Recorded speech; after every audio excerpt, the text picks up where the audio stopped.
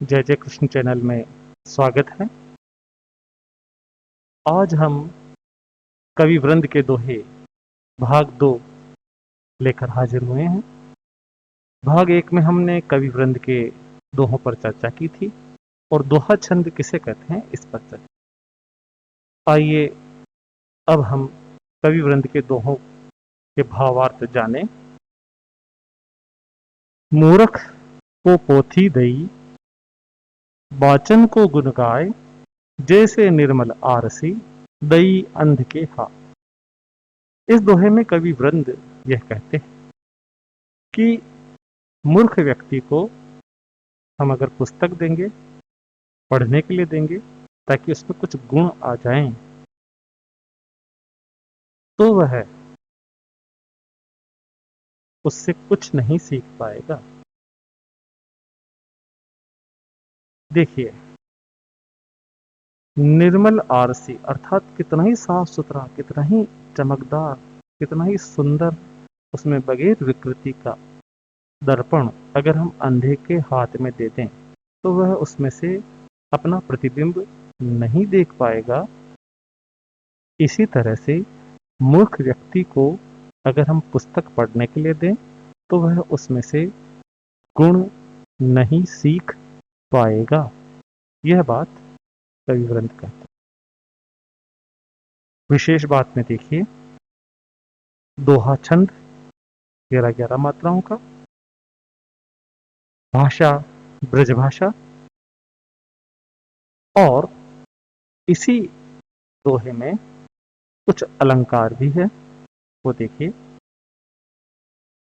गुण गाय, ग और ग दो वर्णों की आवृत्ति हो रही है। वर्णों की प्रथम वर्ण की आवृत्ति या अंतिम वर्णों की या मध्यम वर्णों की आवृत्ति होती है तो उसे अनुप्रास अलंकार कहते हैं। तो यहाँ अनुप्रास अलंकार है, यह एक शब्दालंकार है। जैसे निर्मल आरसी अर्थात उदाहरण दिया गया है इस बात को सत्य साबित करने के लिए। उदाहरण देने के कारण इसमें उदाहरण नामक अर्थालंकार भी है। विशेष बात यह है कि यह बात गंजे को कंघी देने के समान है। यह बात भी इसी के समान भावार्थ रखती है। आइए हम अगला पद पढ़ते हैं। अगला पद है घटी। जो पद है वो सुनिएगा। घटती बढ़ती संपत्ति सुमति, गति अरहट की जोय, रीति घटिका भरती है, भरी सुरीति होय। घटती बढ़ती संपत्ति सुमति, गति अरहट की जोय,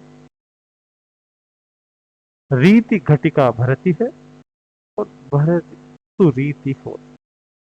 कहने का अर्थ है कि संपत्ति और सुमति तो घटती बढ़ती रहती है, यह अरहट के समान है। अरहट यानी रहट। रहट क्या करता है? कुएं में जाता है, घड़े को भरता है और बाहर लाकर खाली कर देता है। इस तरह से वह पहले भरा जाता है, फिर खाली होता है। तो ये जो रीति अर्थात खाली घड़े को भरने की और भरे घड़े को खाली करने की जो ये रहट की गति है, इसी तरह से संपत्ति और सुमति की गति होती है। वह भी घटती बढ़ती रहती है। संपत्ति कभी बढ़ जाती है, सुमति कभी हमें ऐसा लगता है कि हमने सारा ज्ञान सीख लिया पर किसी विशेष क्षेत्र में हम ज्ञान में उतने आगे नहीं रहते, तो वह ज्ञान हम सीख कर उसमें आगे बढ़ सकते हैं तो कोई अन्य क्षेत्र आ जाता है। इस तरह से कोई यह कह सकता है कि मैं पूर्ण रूप से समझदार हूँ या मैं बहुत संपत्ति वाला हूँ। तो ये संपत्ति और सुमति अस्थायी है और यह अस्थायीता हमारे जीवन की पहचान है। विशेष बात पे देखें, छंद दोहा छंद, भाषा ब्रजभाषा, अलंकार आप देखिए संपत्ति और सुमति में ती शब्द और आखिरी मैं और पै का जो है, स्वर और इसके बाद ती, इनका मेल हो रहा है, ये समानता है, तो ये अंत्यानुप्रास कहलाता है। अंत्यानुप्रास अलंकार है। और हम देखेंगे तो हम देखते हैं कि रीति घटिका भरित है, भरी सुरीति होई, विरोध की बात कही गई कि भरी तो खाली हो जाती है, खाली भर जाती है। तो यहाँ पर विरोधाभास अलंकार है, क्योंकि दो बातों में विरोध हो रहा है परस्पर। तो यहाँ पर विशेष बात आपको ध्यान रखनी है कि यहाँ विरोधाभास विरोधाभास अलंकार काम में आया है। इस तरह से हम विशेष बात समाप्त करते हैं। अगली चर्चा करते हैं अगले पद पर।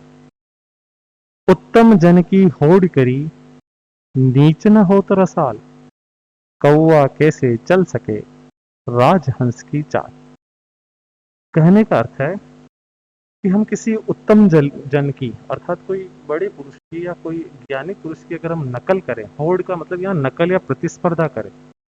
जैसे कोई आपके पड़ोसी है और वह कोई टीवी ले आया और आप भी टीवी ले आते हैं, या वह जिस तरह की वेशभूषा, आप देखिए आजकल कलाकारों की नकल का फैशन है।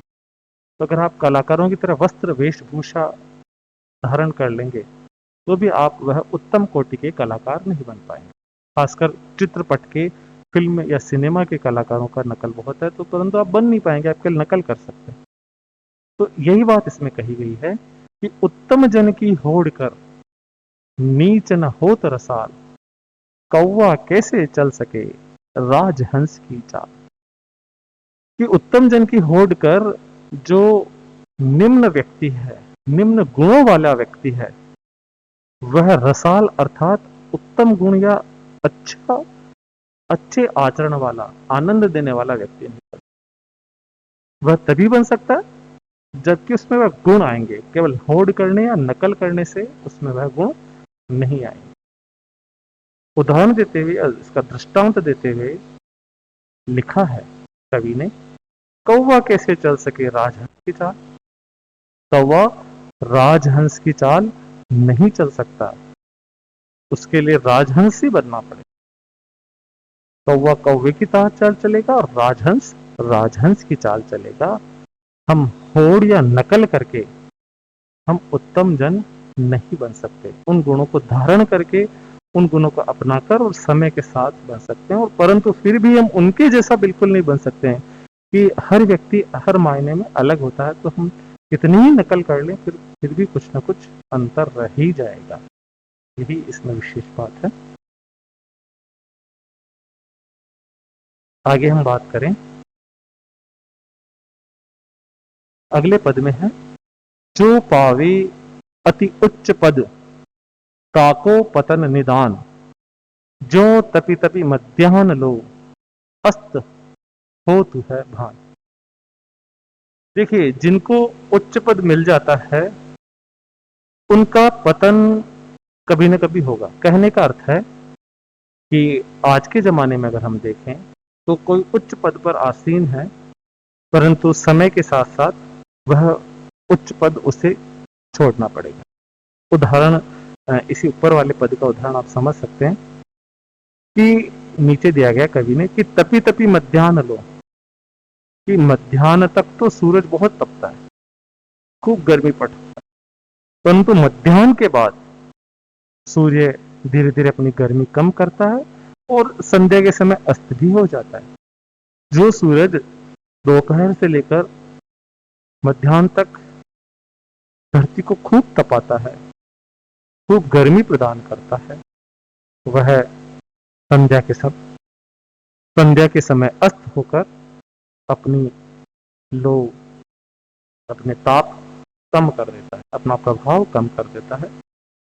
आज के जमाने में अगर हम देखें तो राष्ट्रपति पद, जो कि सबसे उच्च पद माना जाता है, उन्हें भी 5 साल बाद अपना पद छोड़ना पड़ता है। तो जो भी उच्च पद पाएगा, चाहे प्रधानमंत्री हो, राष्ट्रपति हो, मुख्यमंत्री हो, कभी न कभी उनको अपना पद छोड़ना पड़ता है। इस प्रकार एक बात सत्य से साबित होती है कि जो उच्च पद यानी कि ऊंचाई पर जाने के बाद एक कभी न कभी नीचे आना पड़ता है। हाँ, कुछ ज्यादा देर तक रह सकते हैं, कुछ कम देर तक, परंतु उनका नीचे आना, निम्न स्थिति पर आना तय है। ये बात इस दोहे में बताई गई है। अब उदाहरण के लिए देखें तो तपी तपी, 2 बार तपी तपी आया है। तपी तपी जब 2 बार आ गया तो इसमें पुनरुक्ति प्रकाश अलंकार है, क्योंकि पुनरुक्ति हुई। अगर हम देखें भान और निदान या पतन, आगे और चर्चा करते हैं। जो शब्द का प्रयोग करके, जो एक वाचक शब्द है उदाहरण अलंकार के लिए। आप ये ध्यान रखिएगा, जहां भी जो, जिमी जैसे नामक वाचक शब्द आ जाएं, इन शब्दों से आप पहचान सकते हैं कि इसमें उदाहरण अलंकार है। आगे हम बात करें अगले पद पर। करे बुराई सुख चहे, कैसे पावे कोई, रोपे बिरवा आक को, आम कहां ते ओ। कि बुराई करके अगर सुख चाहना चाहते हो तो कैसे मिल सकता है। रोपे बिरवा आक को, अगर आक का पौधा हम लोग रोपते हैं, आक का पौधा हम बोते हैं, तो आक के पौधे से हमें आक ही मिलेगा, आम नहीं मिलेगा। यही इस दोहे का भावार्थ है कि हमें बुराई करके अगर हम सुख चाहते हैं तो हमें नहीं मिलेगा। अब हम विशेष चर्चा करते हैं। भावार्थ आपने समझ लिया, कवि वृंद ने इसे लिखा है, वृंद सत्सई में, यह इसका प्रसंग है। अलंकारों पर बात करें तो हमने देखा कि रोपे बिरवा आक को, आम कहां ते ओई, ये इसका ही दृष्टांत है। दोनों सामान्य बात या दोनों विशेष बातें हैं। इन दोनों विशेष बातों के कारण इसमें दृष्टांत अलंकार है। इन अलंकारों पर चर्चा हम किसी अन्य वीडियो में करेंगे, परंतु यह बात ध्यान देने योग्य है कि क्योंकि दोनों सामान्य बात है, और सामान्य बात से या दोनों विशेष बात हो तो सामान्य बात का सामान्य बात से या विशेष बात का विशेष बात से अगर समर्थन किया जाए तो उसे हम दृष्टांत अलंकार कहते हैं। और अगर इसी में ज्यों और जिमी और जैसे आ जाए तो वह उदाहरण अलंकार बन जाता है। यह इसी तरह से एक लोकोक्ति भी इसमें शामिल है। अगर विशेष देखें तो इसी लोकोक्ति को इन्होंने दोहे में लिखा है कि बोए पेड़ बबूल का, आम कहां ते हो। अगले पद में हम देखेंगे कि धन अरु जीवन को गर्भ, कबहू करिए नाही, देखत ही मिट जात है, जो बादर की छाए। ये कहते हैं, वृंद कवि कहते हैं कि धन और जीवन का गर्व कभी नहीं करना चाहिए। जैसे बादर की छांव, यानी बादल यानी बादल की छांव थोड़ी देर के लिए रहती है, उसके बाद वो छांव मिट जाती है। हम कोशिश करते हैं कि छांव में नीचे आए, पर वह बादल हवा से चला जाता है या हमारी स्थिति चेंज हो जाती है, हमारी स्थिति बदल जाती है। इसी तरह से जैसे हमारी स्थिति बादल की छांव के नीचे होती है, वैसी ही स्थिति हमें अपने धन और जीवन की माननी चाहिए, क्योंकि वह स्थायी नहीं है। धन भी कभी रह सकता है, कभी जा सकता है। उसी तरह से जीवन भी हम अगले क्षण जी सकें ऐसा भरोसा नहीं है। यही बात इस दोहे का भावार्थ है। विशेष बात में छंद दोहा छंद, भाषा ब्रज भाषा, इसके साथ हम लिख सकते हैं अलंकार का प्रयोग। तो अलंकार आप देखिए, कै के कारण अनुप्रास अलंकार आ गया है, ज्यों शब्द के कारण उदाहरण अलंकार आ गया है। इन 4-5 चीजों का विशेष तरह से लिख सकते हैं, और इसमें जीवन की क्षणभंगुरता भी व्यक्त की गई। अगली जो पंक्ति है वह यह है कि ओछे नर के पेट में रहे न मोटी बात, आध शेर के पात्र में कैसे शेर समा।